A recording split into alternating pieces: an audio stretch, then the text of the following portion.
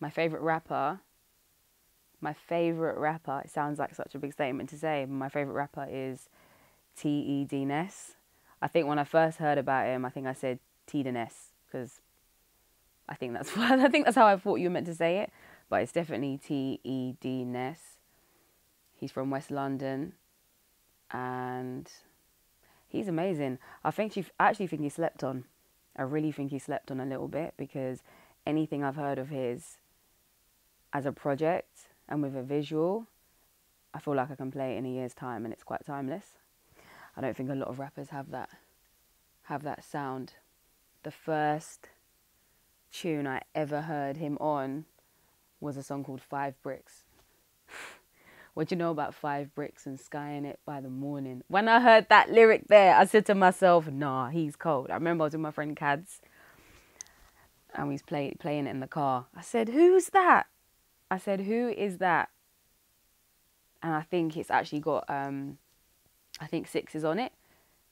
Six Figure Music. He's a producer, a rapper, legend.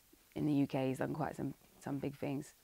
And he's produced songs for big people like Stormzy and loads of other people. But he's from West London as well, and they're friends. So that whole batch have produced a lot of content. So I heard that song.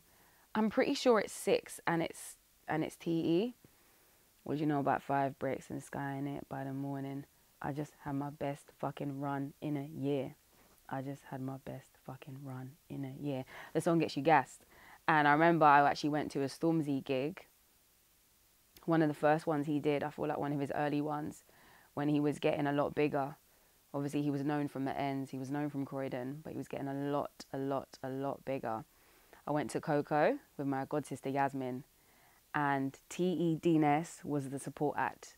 I don't know about anyone else in that venue, but me, I was screaming. There was like my perfect gig to have Te Dness and Stormzy in the same night. And I probably paid about £12. I couldn't believe it. It was really good. It was really great. And I remember jumping and screaming. And that was the first time I'd seen him live in the flesh. His energy is outstanding. I sound really passionate. I sound like I'm writing a letter to him. But his energy is really, really good. I think as an artist, it's really important to have stage presence. It's really important to have stage presence, and that's actually something that a lot of artists build on over the years. It takes them a while for them to find out how they're going to own the stage and what they're going to do, and that man straight away has energy as soon as he comes out on the stage. And I remember that I said to myself, yeah, I'm a certified fan now. I'm a certified fan. And then I went back home, I think, and just really continued to follow him. Rather than that one trap song I'd heard, I thought, let me actually listen to this guy's sound. Let me actually see what he's about. And I felt like he had really good visuals. And I remember hearing a song from his project called April Showers. It's with Ray Black. The visuals for that are lovely. And I think it's really important when an artist can actually follow through on their sound, follow through on a great track, and put that with a visual. Sometimes a visual can help you love a song more. It can put you off, actually. Sometimes visuals do nothing. They do nothing to a track. But I remember watching the video for that. Ray Black's voice just suited the track really nicely. And it's called What a Beautiful Day to Die. And it's amazing. And from then I thought, yeah, man, I like this guy. He's got good visuals. He's got a good sound. Every project I'm hearing as a whole is cohesive. He's good. So I remember mentioning his name to a few people and not everybody knew who he was. And I think, why don't you know who he is? Like, he's great, but everyone has their own flavour. And in the UK, we've got obviously so many different styles of rap and so many different styles of, I guess, UK drill and UK trap or whatever you want to call it. But I think Te Dness brings a real consistency to the scene in a similar way that Wretch does. Now, Wretch is obviously an absolute legend. Wretch 3-2, that is. And if you don't know, I don't know why I'm speaking. But Te Dness, I think, is kind of on that level. You've got a good balance of songs that can be played on radio, I think.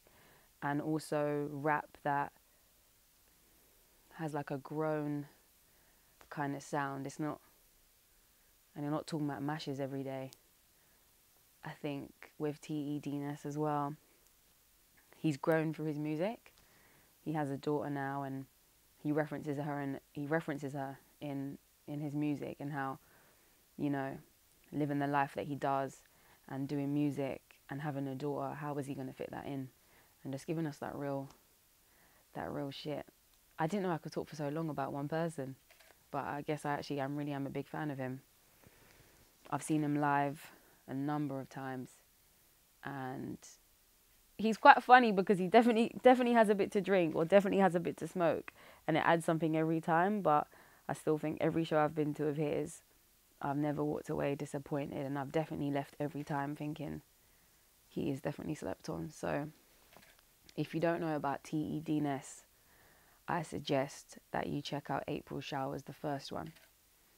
You check out April Showers, the second one. And this is when I hopped onto him, by the way. He's got projects before that. Then I suggest you listen to Trap Nominated, which has got some bangers on there. Saucy. I'm a saucy, can't say the N word, but it's a banger. And then I suggest you listen to Tropicana, which is one of his most recent things.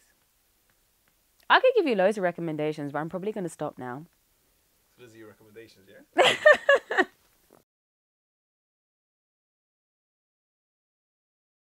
If you enjoyed this content, subscribe to AD TV.